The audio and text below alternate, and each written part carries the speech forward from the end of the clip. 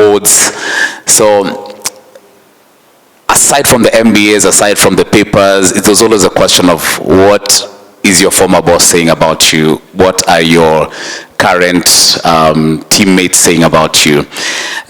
So Dorothy, and please don't be worried about what I'm going to say about you, because I did a bit of background research before I invited you on stage. But what I know about you is that you're very passionate about this profession. Just so you know, and maybe this is good for our board members to know, when we had our IRM conference here, Dorothy was in Dubai for the COP28 summit. She literally flew in, came in for the conference, 24 hours, she was back in the UAE. I was wondering, we could have done this thing virtually, but she came in physically to actually present. A round of applause to her, please. So you're very passionate, the right person to be at the board. So I asked one of the people who you worked with in your former spaces, and what sort of a leader is Dorothy? She's an accomplished risk professional dedicated to redefining the impact within the spaces she occupied, within a steadfast belief in the power of action encapsulated by the mantra, just start. She always told her colleagues not to overthink things and just go ahead and start, enhancing the spirit of innovation. Her passion extends beyond the confines of risk management. Room at some back room somewhere. And I remember we were just around 21 of us. And the funny thing is that one of our speakers, who I know mentors many of you today, Catherine Musakali, she's actually the founder of Women on Boards. I happened to attend one of her Women on Boards events. And then after the function, I told her, we are coming together as a few risk professionals. And, you've been so passionate about the Mwongozo code. Mwongozo, as you know, those in the public sector, it's the governance code, right, for the public sector. And she had been the chair. And in the Mwongozo code, she had actually pushed to ensure that risk management was recognized. And there's a whole clause about risk management. And I told her, Catherine, please can you come and speak to risk professionals? Now, Catherine even then was very high profile. She still is, but even then she was very high profile. And she quickly just looked at her calendar. She told me, no stories of let me check with my PA, or she just told me, what you do, I'm very busy. But let's set a date where I can come. So let me give you the date, and then I will come. And that's how we set up that date. Now, we were very stressed. Carol Misiko, who is not here, should have loved to be here. She's actually planting trees, her newfound passion. Carol Misiko and Sam Kibera. Sam had been challenging us for a number of years, and we kept saying, he's one of the first fellows, actually. He's actually one of the first fellows of the Institute. And we met in this little room. We actually didn't have money. And then what we did, I spoke to my boss. And I told my boss, his name is Justus. He's my mentor today. In fact, when I joined the IRM board and when I became joint deputy chair, Justus sent me a text. And then he sent me his book. He told me, Dorothy, I cannot believe where this has brought you. And I want to encourage you to keep pushing on. And he wrote some really strong inspirational text, and he sent a writer to bring that book home on that particular day. But Justus went back when I spoke to him and told him, we are starting this thing and we don't know where to start and we don't have money, can you just help us? And then he asked me, so what is it? And I explained to him. And then he just told me, where do I sign? And I realized that when I ask, most of the time it will be a yes. Most of the time, by the way, we just don't ask. And he just signed. And because we didn't have a bank account, the money was sent to Sarova, it was paid. And I remember our CFO wondering, what the hell is this? Who the hell are these people? And why are we sending money to a bank account in Sarova? And I had to explain to him, and I told him, the boss said, so you just send the money. Of course, he had to follow his controls, etc., paper trail, and we got that money. And that's how we hosted our first event. At that event, we were only 21 of us. But Catherine Sakali, many who've heard this story, spoke to us like she was speaking to 1,000 people. She didn't walk in and feel, oh, this is a waste of my time, I'm a high-profile person, they're only 25. Most of us were not senior in our jobs. And she spoke, and she encouraged us, and she told us, I remember her words, risk managers, it's your time to rise. And therein, IRM East Africa, actually IRM Kenya, was born. On that day, I happened to call someone at Business Daily. I had a relative who was an editor, and I told him, please, can you just send us a journalist? And he said, you know, journalists are very busy. Who are you people? Who are you? You don't have a website. Who are you? So I sent them the UK website. Then they were like, no, this is a UK thing. You know, there are more important national matters to talk about. And, you know, but I was surprised on that day. Business Daily showed up. We were 21 of us, and we had Business Daily coverage. We did not pay a cent. But then I want to move on to my slides. That's just part of the story. Can you recognize the day via WhatsApp? He sent me this picture. This was 1st September 2017, about 2 years after we had set up. Ian, on this day, this was in Rwanda. He actually took a night bus, moved from Kampala at night, got to Rwanda, so that we could hold this event. Again, we were using the resources we had. We couldn't afford flights. We couldn't justify flights for, you know, trips like this. So we would talk to KPMG, they give us an office. Then we talk to someone else, they provide us with juice and biscuits. Then we talk to each other. Ian, myself, Sam, Carol, and then we figure out, guys, who can go to Rwanda? And that day, Ian actually took a bus. Just to show you, indeed, we just started. We didn't know where we were headed, but we just started. This second slide, oh, sorry. As you can see, we were still very slim. You can see there, that is 9 years ago.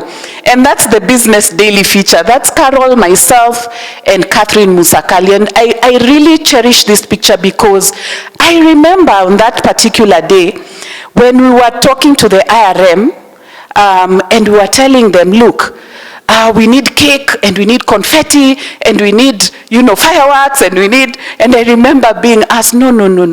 Why do you do cake? And we said, no, in Africa we do cake. We actually launch things using, and by the way, it was absurd. Let me tell you the shock. And Ian, thank you so much for your support because I remember sending an email to Caroline Williams then, and Juliet Kamese. Those of you who did the diploma certificate in those days, remember Juliet, who now Natalie, Natalie is now filling that role. And let me tell you, I remember telling Ian and Caroline Williams on email, please send us the IRM logo. And they asked why? Because we want to put it on the cake. And that just sounded so strange, you know, but that's what we do, Ian. We actually get logos and put them on cakes, right? When we are launching stuff, right? And thank you for accepting, because even that process, like I said, we were a simple regional group. We didn't have much, but the IRM supported us. It took time, but the time now is right, right? The time is right. I want to say, this is now the new, I call them IRM 2.0. This is the new team. You can see the cake, of course, size has increased. You can see now now we have our confetti, by the way. Yeah, we just didn't have it today because we were saying, we are talking about climate change, cutting trees, this is paper. So we decided we wouldn't have confetti. But we had our confetti. That's the new team. And guys, you can see the joy on their faces. Can I tell you, when I looked, we've just gotten IRM to set up an East Africa landing page for us. And on that page, that's the landing picture. Now, that means a lot because IRM Global now recognizes cake is a big deal, right? Cake is a big deal. So I'll stop here. I'll talk about the IRM Africa strategy in a few, but I want to stop here and with that backdrop, I would like to welcome Ian. Let me talk about... This was establishment and near collapse. The second phase was recovery and stability. And the third phase is investments and growth. And that's why we're here today. We have long hoped to move away from the 70% of our membership being UK-based and 30% being non-UK based, and we've got about 8,000 global members, to a more equal balance of 50-50. And the way we will do that is to invest to grow. And we're here today to invest in Africa, certainly in Kenya, but to invest in an East African regional strategy. The principles of that is based here with Dorothy, and so I'm not the best person to talk about the future. I've told you about the past, 40 years old, we had a dangerous time, now we're very stable. We've made the decision as a board to invest, to grow, and we will be investing in Kenya, Uganda, and the rest of East Africa for that growth. I'll leave it there, Dorothy. Do you want to pass over to Stephen? Stephen? A bit shaky. Thank you very much, Ian, and I'll talk about the Africa strategy in a few minutes. Stephen, please, I just want to say one thing about Stephen. Stephen is a very astute chairman. I think the board can attest to his leadership. And Stephen... That is what the chair and the board exist to do. So first of all, can I just recognize and say thank you to Catherine and Sospita and the amazing East Africa Secretariat, to say thank you for Dorothy for the extraordinary work that she has done, to thank also our distinguished guest, Jeffrey Odundu, for his really, really interesting comments. There's as I was listening to the previous conversations, I recalled a phrase from G.K. Chesterton, the writer, and he talked about gratitude as being happiness doubled by wonder. And I stand here before you immensely happy with the extraordinary progress in the East Africa region and also the extraordinary progress across the rest of Africa. We have representatives here from Uganda, which of course is part of that, secretary from Zimbabwe and from South Africa. And that happiness is massively increased by wonder, by the extraordinary achievements that you have made and that you continue to make. The stories we heard of the bus ride are examples of that in practice. So thank you so much from me and the board for all the things that you have done, the extraordinary progress you've made. Our job is to create foundations for the future success of the IRM.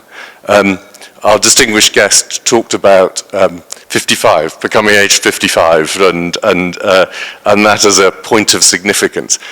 It's interesting because that was very much a point of significance for me in my career, age 55, when I left a senior role at Standard Chartered, and hello to the Standard Chartered person who shouted out earlier. After a career at Standard Chartered, I decided it was time to start on the second half. I think I like that half-time analogy. I think that's a great way of framing it. And that second half is rooted in leadership, not for performance, but leadership for impact, and a framing of significance. And for me, that means I have focused since that time on climate change. I've focused on financial inclusion, and I've focused on sustainability. And the IRM is a place that thoroughly addresses all of those underlying issues of inclusion, risk management, addressing these major social, economic and political challenges, but through organizations, communities and people. And then the final piece is, as we set these foundations, we create the opportunities to build for the future. You're going to hear some more about how we're planning and structuring our thoughts on the IRM Africa, on the foundation that we want to build. We've heard about the work that Dorothy and the team have done locally. For the IRM globally, we are now moving to consolidate that. And when I was here last time, I gave a commitment to you that we would be investing in Africa and that we wanted to grow our business here. Our distinguished guest also said, investments are not made out of generalities, but by detailed understanding. And that's precisely why the board is here, precisely why I wanted our board members to meet with you, to talk to you, to see what you've done, to meet key stakeholders, to see the possibilities that come out of that. And as a result of that, in our formal board meeting yesterday, we made a number of really important decisions about our commitment to invest in Africa and to create a foundation for you. But the work isn't ours. We cannot build IRM Africa.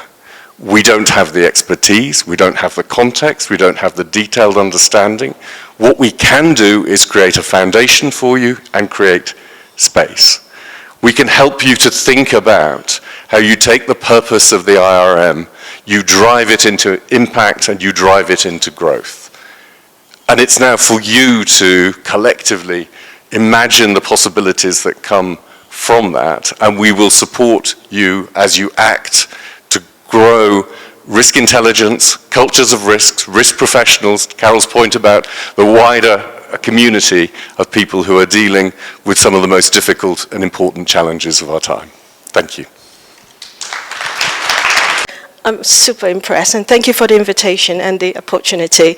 I would never have come here without this, so thank you. And I'm actually, everyone has spoke about the macros, you know, how amazing risk management is, how important it is, how much it impacts our personal life as well as policy making, the country, the region, the world, in this very complex world.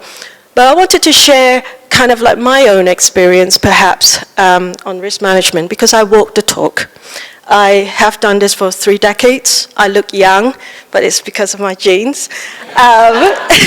But really, I have been very lucky. My journey in risk management started from the very first day I had to go to Indonesia to kind of start a new market for an Australian company, to the point where now, I mean, I'm pretty global. I'm actually a little bit away from conventional into digital world, in the Web3, in the virtual world, to rebuild insurance for that particular space.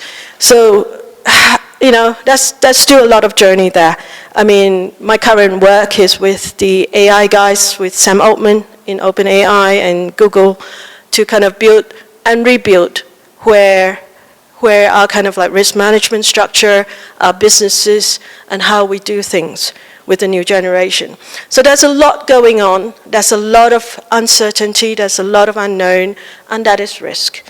And we talk about downside. We talk about, you know, barriers. We talk about cultures as to why are we doing this? Why are you putting brakes on this? Why are you putting controls? But the reality is we've learned our lessons. There's always been problems that we wanted to stop. But also, personally, I've been building businesses out of this. And this is risk management. It's how do you create innovation? How do you create new places, new kind of ways of doing things that would be much more efficient, much more improved, and better for everyone? I take the flood at this moment in time. UK has a lot of floods too. It's famous for its rain, right? The weather is, you know, but the reality is we have identified flood for a long time, but what do we do about it? You know, technology can do these kind of identification very easily nowadays. You know, you've got the data, you've got the kind of like information to do that. What risk managers need to do now is actually move forward, champion these regulations to actually improve the lives and the infrastructure, the fiscal policies, and also to some extent the monetary policy of how this can change the whole of the global, well, not global, but, maybe just the national infrastructure. The bridges, the kind of like dams and all this that needs to be built. There's a lot going on there. From a company perspective, the insurance perspective, we have to revisit our clauses, we have to revisit our coverages. These are risk management, and this is what we need to do. We also have to kind of like start provisioning for it. Prior to that, leave it alone and, acts of God. It's no longer. So these are some of the application of risk management that is so important, and I am absolutely passionate about this. It is a non-profit organization. It's not political. It's not meant to be. And it is here to help the profession with the education, with a certification, with a foundation, to actually apply the contextualization of a particular portfolio to a particular national, to a particular region, to a particular world, where we can be a better place and make an impact. So, well, feel free to reach out. I'm here to bring this to the world stage. I'm very proud to be here, and super, super amazing to meet everyone here. So, thank you. I'm also a Deputy Chair of the IRM. I'm Chair of the Audit and Risk Committee. Catherine here recently joined the Audit and Risk Committee and is making a great contribution already. I was previously Chair of the Institute of Operational Risk, and I'll spend most of the time talking about that, because one of the things Dorothy asked me to talk to you about is what value I've got from the IRM, and like sort of what the opportunity I see. And like with so many people here, I'm not alone in realizing like sort of the power of like community and us being able to like sort of collectively share our risk insights. I too, long career in risk management. I'm not going to go for ages, but I don't think I've aged quite as well as some of my predecessors up here. Yeah, long career, primarily operational risk. I was a managing director of op risk at Barclays for 10 years, and a variety of other institutions. More recently, I've been doing some consultancy with some financial services firms on improving their risk management frameworks. But in terms of the value I've got from the IRM, I joined it about 14 years ago, and I was at an insurance company. I was at Aviva at the time, and we were going through Solvency II, and as Ian mentioned earlier, IRM was quite slanted towards insurance at that time, but so that was a big, exciting area, and I had great opportunity to like sort of bring my knowledges of Basel II from banking into the insurance sector, so I spoke at a few conferences. I then went back into banking, and I joined this Institute of Operational Risk, and it was a great community, but it wasn't set up for success to grow further. So I met with Ian, previous chair, and we actually brought the Institute of Operational Risk into the IRM family. And what we have benefited from, and hopefully the IRM has benefited from us as well, has been this incredible opportunity to share insights. I've been looking at the bringing risk professions together, because I think this is really where the value comes from. So we launched, I think it's about 14 sound practice guides, and it covers things from risk management frameworks, taxonomies, quantification, and it now more recently we did things like operational resilience and how to like sort of look at people risk. So we've shared that with the community. We attend other people's special interest groups. There was a lot of conversation earlier around cyber risk, and the special interest group for technology risk is a mine of useful information. We had this great speaker explaining to us like sort of how scary deep fakes and AI can be. There's also a huge opportunity there. So for me, I've benefited hugely. It's helped my career immensely, and I'm grateful to the Institute, and I'm grateful to you here for inviting us to be part of your launch of your strategy across Africa. So I'm sure I've forgotten some things, but thank you again, and Dorothy, over to you. to you. I'm a Londoner born and bred. I am the opposite to a risk professional. I'm going to keep you guessing. The diversity on the IRM Global Board is brilliant. So I want to say that don't judge a book by its cover. I am personally so proud that to be launching our African focus from Nairobi. I've had one of the best weeks ever. Not just in Nairobi, like many of you, I've been in Sarova and Mombasa at the White Sands. My grandfather was born in 1913 in Nairobi.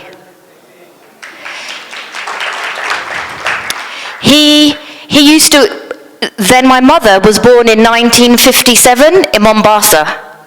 And my six aunts and uncles. My uncle is still in Malindi. My grandfather used to be a head mechanic on the ships in those days. You've got the Kenyan Railway here. My great-grandfather was the senior chef on the railway back in the day.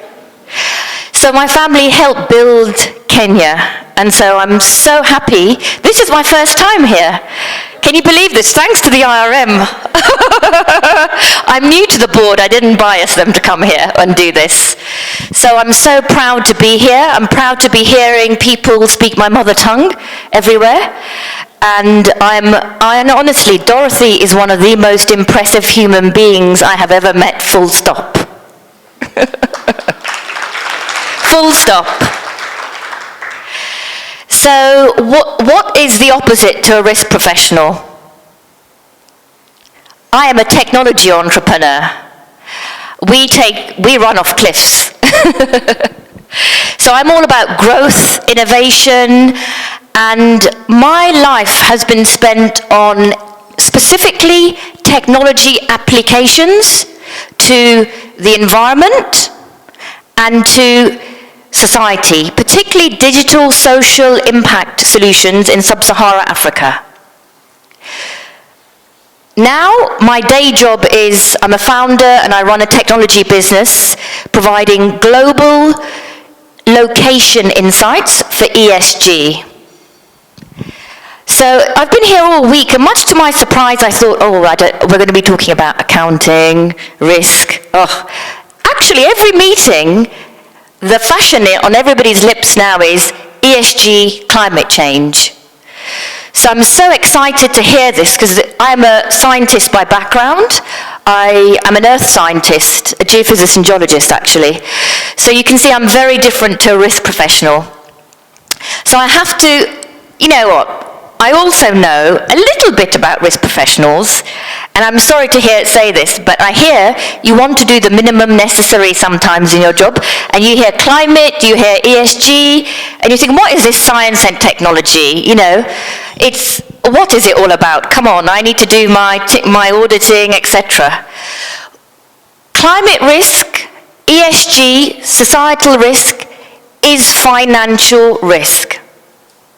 It is operational risk. It is rep risk.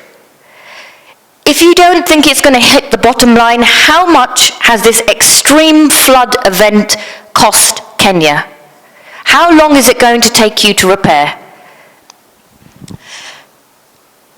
Also, there are financial penalties now from regulations around the world. It was mentioned earlier. The EU is often very leading. I'm saying EU, you know, UK is not in the EU now, but the EU regulations are leading. Germany, January 2024 this year, if you are a company in Germany, you operate globally, like the car manufacturers, you need to know the ESG of everybody in your supply chain. If your global supply chain is not acting and behaving in the way they should for ESG, you will be fined 2% of your annual turnover. This is happening, all these financial penalties are coming into Europe. in Singapore, I work with people all around the world. It's coming, they tell me. It's coming in Asia. So it's only a matter of time till these financial penalties come to Africa in the regulations, particularly with supply chain, with deforestation, and more policies that relate to the environment, society. So I'm going to leave you now for a question. There's one question I see. You know, I'm very new to risk and this kind of area, but I think there's just one question that we have. How will you keep Africa safe with these risks?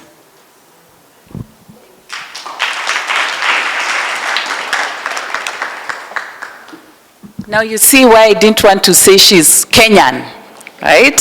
So we are going to think of a Kenyan name for you, and I think that's what we'll be using in our meetings. Allow me to call Charity. Where is she? Yes, Charity, thank you. You know, Charity is one of the new board members, and Okay, hello, my name's Ian Livesey. I'm the Chief Executive of the Institute of Risk Management. It's been a great pleasure to be here today to host the launch of the East Africa strategy and our East Africa group and Sub-Saharan Africa group. I was very struck by some of the lively comments that were made, and I wanted to talk about one or two things. I want to dispel the view that the Institute of Risk Management is a financial services sector risk management institute. We may have been that in the past, but nowadays we are also concerned with risk management in mining, extraction, transport, infrastructure outside of FS. That's not to say we're not interested in financial services, insurance and banking, but I do think it's important to note that we're concerned with non-financial risks as well. Clearly, with the events over the last few weeks, climate change here in Kenya and around Africa is a very important issue. And we've been asking the East Africa Group and IRM Africa to develop a short qualification in climate change risk. This will allow people to take the exams and become recognised as knowledgeable in climate change risk. We think this is a very important Africa-based subject, and the content for the qualification will be developed in Africa. So I think there are two things that I picked up from the audience here today, asking questions about. I just want to close with a complete assurance that the group, the IRM group, is wholly behind this Africa strategy. We are putting money into it, and Dorothy Maseki will be chair, and she made the comment that there's a budget in place, and we will sustain that budget so that this initiative continues in the future. We wish you luck, and we're here to support you, and anything you want from us, please get in touch. Thank you very much. Okay, good. I'm Stephen Sidebottom. I'm the chair of the IRM, and I'm thrilled to be here in Nairobi as we expand our activities and focus on the African continent. The IRM is a 40-year-old global professional institution focused on risk management, and we have been active in Kenya and across East Africa for 9 years now, and we think that now is the right time for us to invest in establishing a permanent presence here and to create the foundations for a significant expansion of the risk management profession across the continent. We have an amazing team of qualified professionals who are part of IRM, Kenya, but also in Uganda and Tanzania and Southern Africa and Zimbabwe. And we want to build on this to create greater value for our members and greater value for organisations and communities across this marvellous place. Okay, thank you. There'll be something in there. So my name is Dorothy Maseki. I am a founder of the IRM East Africa Regional Group that over time has now grown into IRM Africa.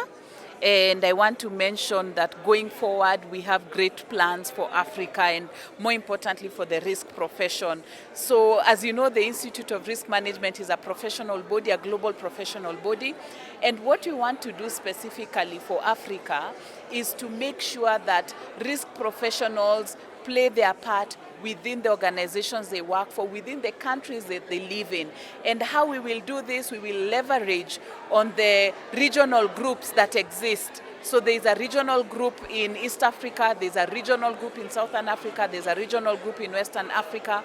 And these regional groups will then continue to build membership, continue to speak about the institute, but more importantly, continue to speak about risk management and the importance of risk management within organizations. So we have exciting plans. We are going to engage in thought leadership. We are going to be working with universities. We are going to have a significant mentorship program for new professionals who are coming into the risk angle. And then, of course, we're also going to be working and supporting in things like policy making, etc. And so we are very excited about the future of IRM in Africa. Thank you. So this IRM decided to set up this breakfast event to bring members together for networking purposes, to meet each other, to also extend the risk profession in this region.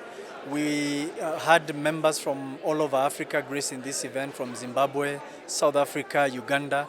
And the main aim is to grow the risk profession so that it's in a place where we can influence government policy, we can drive legislative change, and we can also be part and parcel to emerging issues such as climate risk and climate change, because these are the recent challenges that we've been facing, and we believe that the risk professional is best placed to advise government, both at a legislative and policy level, on how to mitigate some of these emerging risks. The other risks will be cyber and global geopolitical risks, which we are all pertinent to, we are all part of, and has been affecting Kenya in particular. So yeah, so the event was meant to just drive up and influence government policy for the better. Thank you.